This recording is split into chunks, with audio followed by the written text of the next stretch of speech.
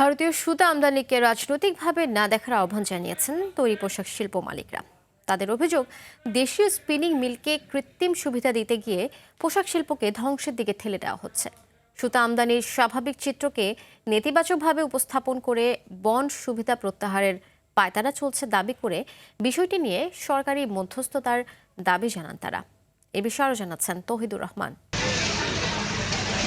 দেশের যে ৮৪% রপ্তানি আয় আসে বস্ত্র ও পোশাক খাত থেকে, তার ৫৫% অবদান নেট পোশাকের। এই খাতের অন্যতম কাঁচামাল ১০ থেকে ৩০ কাউন্ট সুতা, যা আমদানি করা হয় মূলত প্রতিবেশী দেশ ভারত থেকে। এনবিআর এর তথ্য, বন্ড সুবিধায় সুতার আমদানি গেল ২ অর্থবছরে ব্যাপকভাবে বেড়েছে। ফলে উৎপাদন সক্ষমতা ৬০% থাকলেও ব্যাপকভাবে কমে গেছে দেশীয় সুতার বিক্রি।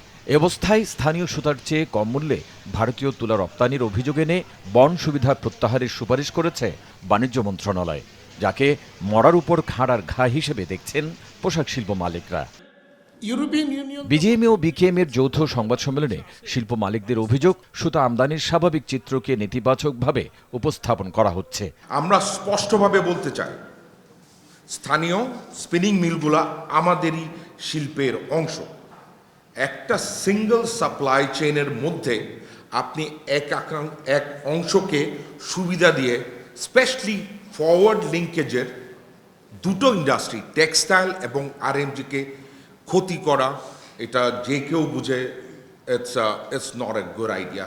গুণগত মানের সুতা সরবরাহ করার সক্ষমতা দেশি বস্ত্র কারখানাগুলোর নেই উল্লেখ করে নীতি সহায়তা সহ জ্বালানি সরবরাহের দিকে নজর দেওয়ার তাগিদ দেন উদ্যোক্তারা। বলেন, প্রয়োজনে ভারতীয় সুতায় বসানো হোক অ্যান্টি ড্যাম্পিং শুল্ক। ২৪-২৫ এবং পরবর্তী সময়ে সুতা আমদানি ইন্ডিয়া থেকে বেড়েছে। এটা কি ট্যারিফ কমিশনের উচিত ছিল না খতিয়ে দেখা? ক্যাশ ইনসেনটিভের যে আমি বলবো যে মানে যে সাবসিডিটা, এই সাবসিডিটা যখন ডিফারেন্সটা দেখবে, ডিফারেন্সটা কিন্তু একটা ভালো ডিফারেন্স।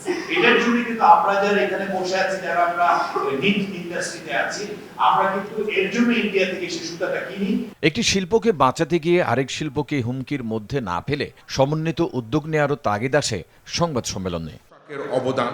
তৌহিদুর রহমান, RTV, ঢাকা।